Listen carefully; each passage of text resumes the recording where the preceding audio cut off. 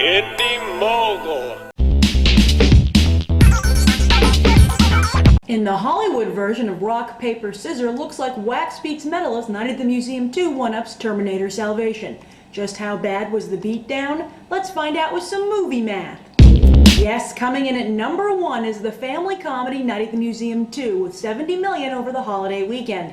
And Night at the Museum 2 didn't just win the weekend, but each individual day as well. This was the biggest opening weekend ever for Ben Stiller and director Sean Levy. However, it was still a little tame as far as Memorial Day weekend openings go. Tying with Mission Impossible 2's Memorial Day opening, Night at the Museum 2 still lags behind Pirates of the Caribbean 3, Indiana Jones 4, X-Men 3, Jurassic Park 2, The Day After Tomorrow, Bruce Almighty, and, believe it or not, Pearl Harbor. Also, Night at the Museum 2 will lose considerable business to Up, which opens next weekend. But it beat Terminator Salvation. Forget Christian Bale, looks like Ben Stiller is the real John Connor. Oh my God, when will the embarrassment end? Hopefully Hollywood is done playing with the carcass of one of the most beloved franchises of all time. You did well, Resistance Fighters, as many of you seem to be able to resist this latest installment. Terminator Salvation came in at number 2 for the holiday weekend with $53 million, a full $17 million behind Night at the Museum 2. It gets a little less embarrassing when you count Thursday's haul, bringing Terminator Salvation just $3 million behind Night at the Museum 2. The industry is taking note that Terminator Salvation wasn't even able to come in first on Friday when action movies typically do their best business. One has to wonder if Warner Brothers made a mistake opening Terminator Salvation a day early, as the initial rush most likely cost them that crucial win on Friday. Tepid word of mouth has had to hurt too. I asked you to rate the movie on a 1 to 10 and you gave it a 7.5, lower than the 9 audiences gave it on Friday's episode of Beyond the Trailer. And now for the one-sentence review challenge results. Here's the top 5, and all summer long, number 1 will be getting a free pair of AMC movie tickets.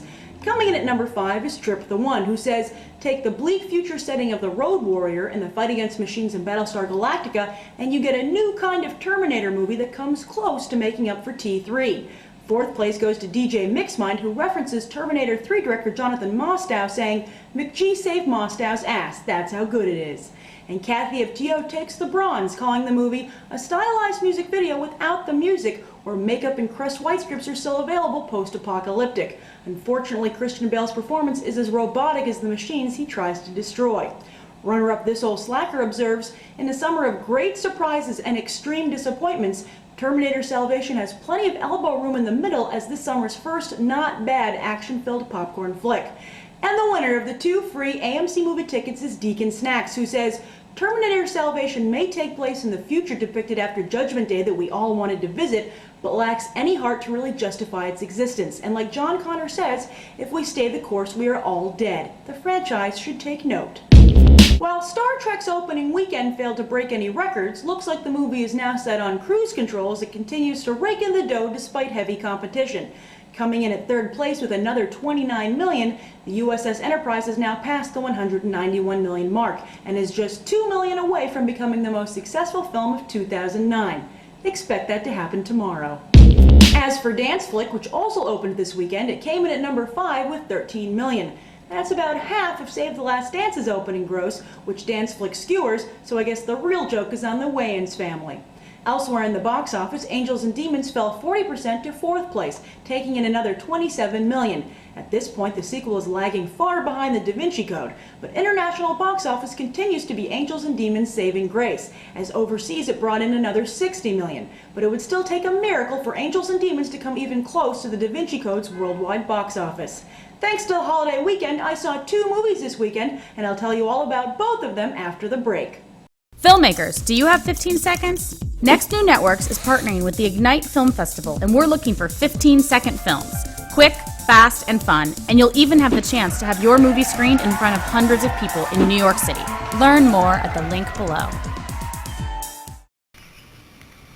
My name's LW, and I see movies everywhere. You're watching Indie Mogul. Okay, first off, Night at the Museum 2. What a charming movie!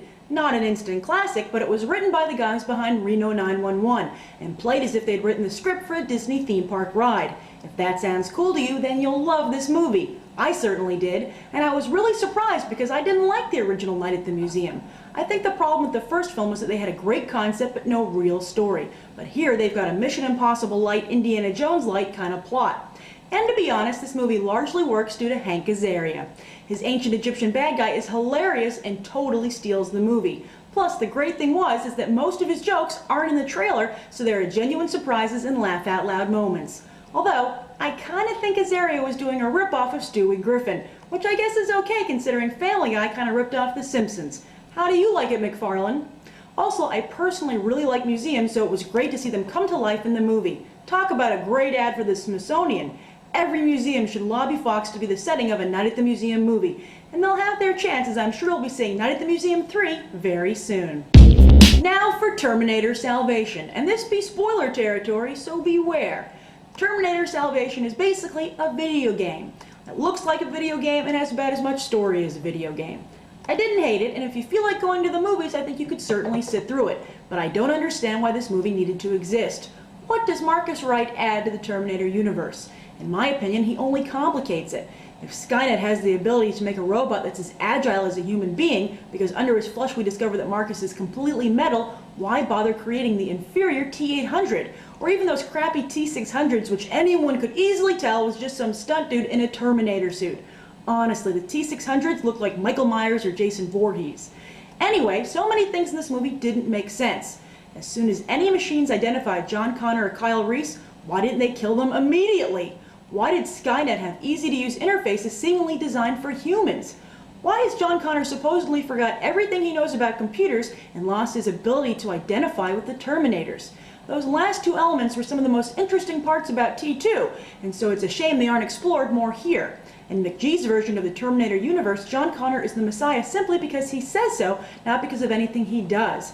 To me, the only thing I liked about the movie was when Arnold showed up. Although, I find it very freaky that Hollywood has gotten so good at special effects that they can basically create digital actors. Personally, I would have preferred the real deal, even if he is 62. I also enjoyed seeing the T-800 fight at the end, but hello, did Marcus really go change his clothes first before coming to rescue John Connor? Ridiculous! And so unfortunately is this movie. As always, thanks for watching Movie Math, and I'll see you on a Friday as Beyond the Trailer covers Up and Drag Me to Hell. I'm Grace Randolph, and we just did some movie math. Did you know Indie Mogul just turned 2 years old? It's true! Our 2-year anniversary. And the only reason we're still around is because of you! So we want to know what your favorite Indie Mogul memory was from the last 2 years. Go to IndieMogul.com and upload a video wishing us a happy birthday and your favorite memory. And we'll put it in our special anniversary episode coming out June 1st. The deadline is May 28th. So enter now! Subscribe, comment, rate it.